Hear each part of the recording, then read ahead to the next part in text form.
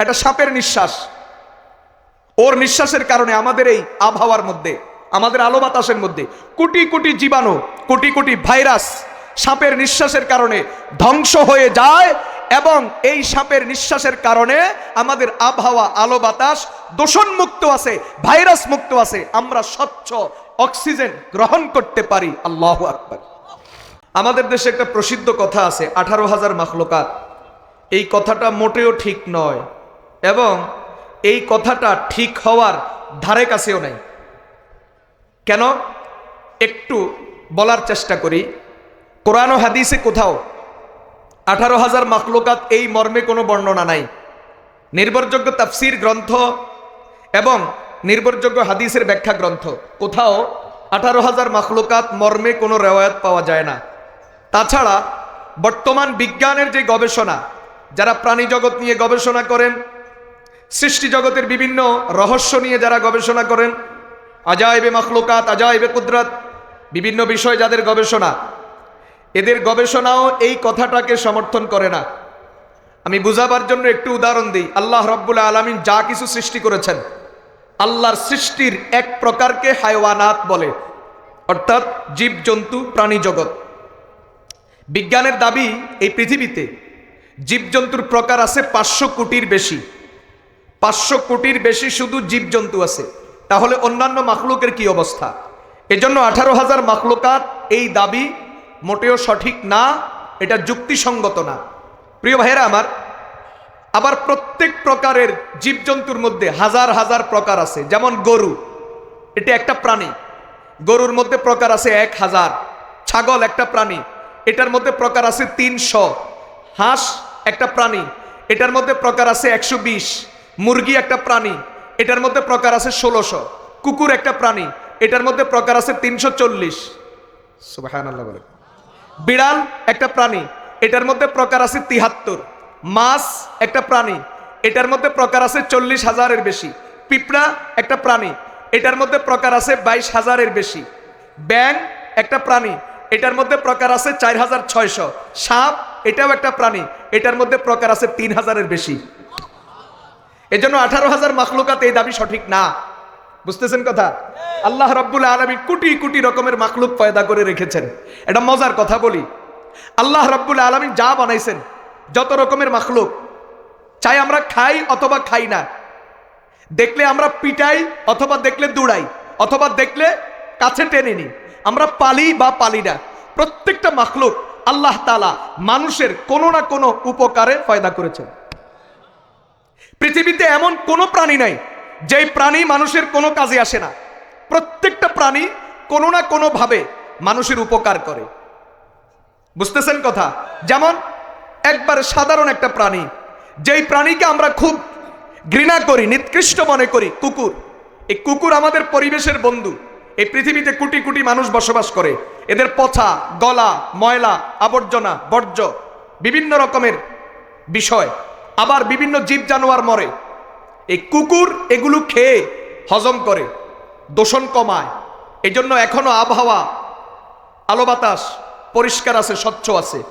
যদি কুকুর না থাকতো, এই পচা গলাগুলো যদি খাওয়ার মতো জীবজন্তু না থাকতো, তাহলে এই আলো বাতাস দূষিত হয়ে পৃথিবীতে মানুষ বসবাসের এই অবস্থা থাকতো না। মানুষ সব কলেরায় মারা যেত। কুকুর এটাও আমাদের কাছে আসে। একটা প্রাণী বড় নিরীহ, যার হাত নাই, পা নাই, হাড্ডি নাই, কাটা নাই, চোখও নাই।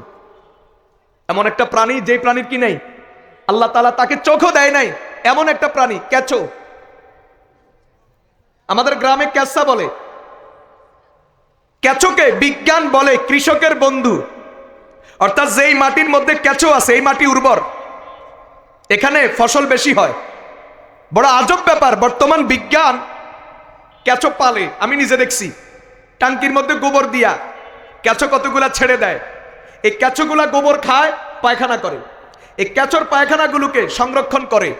এটাই বর্তমান বাজারে কেজি মাফে বিক্রি হয় জৈব সার হিসাবে, কেঁচো সার নাম দিয়া। আমি নিজে কিনছি, গাছের গোড়ায় দিছি, এবং ওই গাছের মালটা ধরছে, মালটাও খেয়েছি। বুঝেন নাই কথা? দেখেন, একটা কেঁচো নিরীহ প্রাণী, এটা আমাদের কাজে লাগে। আমি আপনি যদি নিঃশ্বাস ছাড়ি, আমাদের নিঃশ্বাসে যে বাতাস বের হয় এটাকে কার্বন ডাই অক্সাইড বলে, এটা দূষিত, বিষাক্ত। এই জন্য আপনি যদি গ্লাসের মধ্যে যদি নিঃশ্বাস ছাড়েন, ওই গ্লাসটা ধোয়া ব্যতীত যদি আবার ওই গ্লাসের মধ্যে পানি পান করেন, ডাক্তার বলে আপনার স্বাস্থ্যের ক্ষতি হবে। বিষ, আমার আপনার নিঃশ্বাসের সাথে যা বের হচ্ছে বিষ। কিন্তু একটা সাপের নিঃশ্বাস, ওর নিঃশ্বাসের কারণে আমাদের এই আবহাওয়ার মধ্যে, আমাদের আলো বাতাসের মধ্যে কোটি কোটি জীবাণু, কোটি কোটি ভাইরাস সাপের নিঃশ্বাসের কারণে ধ্বংস হয়ে যায়। এবং এই সাপের নিঃশ্বাসের কারণে আমাদের আবহাওয়া, আলো বাতাস দূষণ মুক্ত আছে, ভাইরাস মুক্ত আছে, আমরা স্বচ্ছ অক্সিজেন গ্রহণ করতে পারি। আল্লাহু আকবার। সাপের বিষ এটাও উপকারী, এটাও কি উপকারী। বিভিন্ন মেডিসিন, অ্যান্টিবায়োটিক তৈরি করতে, বিশেষ করে ক্যান্সারের চিকিৎসা, কেমোথেরাপি, এটা বানাইতে এটার মধ্যে সাপের বিষ ব্যবহার করতে হয়। এজন্য সাপের বিষের অনেক দাম, বাজারে চড়া দামে বিক্রি হয়। 1 কেজি সাপের বিষের মূল্য 4 কোটি টাকা। চিন্তা করছেন? এজন্য মুফতি শফি রহমতুল্লাহ আলাইহি তাফসীরে মারিফুল কুরআনের মধ্যে চমৎকার লিখছেন, नहीं है चीज़ें न कमी कोई जमाने में, बुरा नहीं कोई चीज कुदरत के कारखाने में। ও দুনিয়ার মানুষ, যেটাকে তুমি কাজের মনে করো, যেটাকে তুমি কাজের মনে করো না, যেটাকে তুমি তোমার প্রয়োজন মনে করো, যেটাকে তুমি তোমার প্রয়োজন মনে করো না, তুমি মনে করো যেটা তোমার উপকারে আসে, তুমি মনে করো আরেকটা তোমার ক্ষতি করে। আল্লাহ তাআলা যা কিছু বানাইছেন একটা জিনিসও তোমার জন্য ক্ষতি নয়, সবকিছু তোমার জন্য উপকার আর উপকার। এজন্য কোরআনে কারীম পরিষ্কার বলে, হুয়াল্লাযী খালাকালাকুম মা ফিল আরদি জামিআ। আল্লাহ তাআলা এই পৃথিবীতে যা কিছু বানাইছেন সব কিছু তোমার উপকারের জন্য বানাইছেন, সব কিছু তোমার কাজে আসে, সব কিছু তোমার কোনো না কোনো ভাবে কাজে লাগে। আল্লাহর দেওয়া সব কিছু তুমি ভোগ করবা, আর এটার বিনিময়ে তুমি আল্লাহর গোলামি করবা, আল্লাহকে সিজদা করবা। আল্লাহ তাআলা বলেন, ওয়া মা খালাকতুল জিন্না ওয়াল ইনসা ইল্লা লিয়াবুদুন। যা বানাইছি সব তোমাদের জন্য, আর তোমাদেরকে বানাইছি আল্লাহর ইবাদতের জন্য। মুসলমান ভাইরা, বন্ধুরা আমার, আল্লাহর দেওয়া সব নিয়ামত আমরা ভোগ করব, আর এটার বিনিময় স্বরূপ আল্লাহর ইবাদত করব। তো হিসাব বরাবর পরকালে আল্লাহর দরবারে কোনো নিয়ামতের কারণে হিসাব দেওয়া লাগবে না, জবাবদিহিতা লাগবে না। বিনা হিসাবে প্রত্যেকটা মানুষ জান্নাতে যাবে। মুসলমান ভাইয়েরা, বন্ধুরা আমার, আপনি আল্লাহর থেকে নিবেন, আল্লাহকে দিবেন। আল্লাহর দেওয়া সব নিয়ামত আপনি ভোগ করবেন। আল্লাহর দেওয়া রিজিক, আল্লাহর দেওয়া অক্সিজেন, আল্লাহর দেওয়া আলো বাতাস, সব কিছু আপনি ভোগ করবেন, আর এটার বিনিময়ে আল্লাহকে ইবাদত দিবেন। তো হিসাব সমান সমান হয়ে যাবে। কেউ না হো রোজে আজল সে হো চুকি তকসীমে কার, কেউ না হো রোজে আজল সে হো চুকি তকসীমে কার। मैं हूं मालिक के लिए और कुल जहां मेरे लिए, मैं हूं मालिक के लिए और कुल जहां मेरे लिए। ये ज़मीं मेरे लिए है, आसमां मेरे लिए, ये ज़मीं मेरे लिए है, आसमां मेरे लिए, और है मसरूफ़ खिदमत कुल जहां मेरे लिए।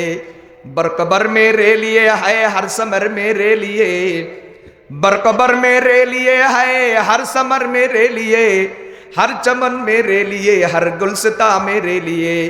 एक मेरी गम से है इस बज़्म आलम का फ़ुरूक़, वक़्फ़ खिदमत है ये सब कौनो मक्का मेरे लिए।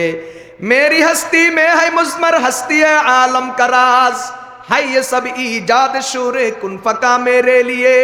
ओ दुनियार भाईरा आमार, बंधुरा आमार, ओ दुनियार दोस्त अहबाब, আল্লাহ রাব্বুল আলামিন আসমান বানাইছেন আমার জন্য, জমিন বানাইছেন আমার জন্য, চন্দ্র সূর্য আমার জন্য, গ্রহ নক্ষত্র আমার জন্য, রাত আমার জন্য, দিন আমার জন্য, আলো আমার জন্য, অন্ধকার আমার জন্য।